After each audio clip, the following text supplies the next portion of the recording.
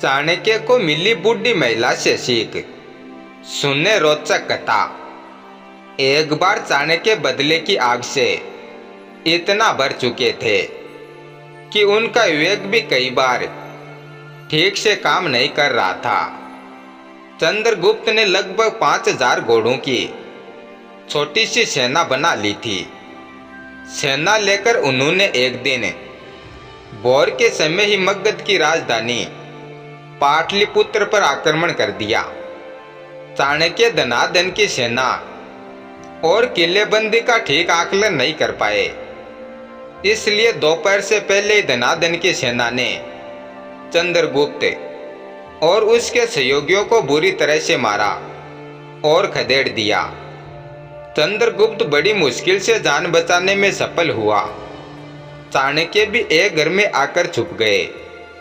वह रसोई के साथ ही कुछ मन अनाज रखने के लिए बने मिट्टी के निर्माण के पीछे छुपकर खड़े थे।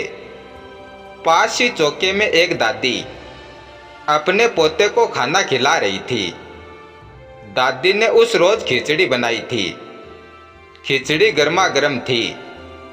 दादी ने खिचड़ी के बीच में छेद करके गर्मा गर्म घी भी डाल दिया था और घड़े से पानी भरने गई। थोड़ी देर के बाद बच्चा जोर से चिल्लाया और बोला, जल गया जल गया। दादी ने आकर देखा तो पाया कि बच्चे ने गर्मा गर्म खिचड़ी के बीच में उंगलियां डाल दी थी। दादी बोली, तू भी चाणक्य की तरह मुंह रखी है। अरे गरम खिचड़ी का स्वाद लेना हो तो उसे पहले कोनों से खाया जाता है, और तूने मूर्खों की तरह बीच में हाथ डाल दिया और अब रो रहा है।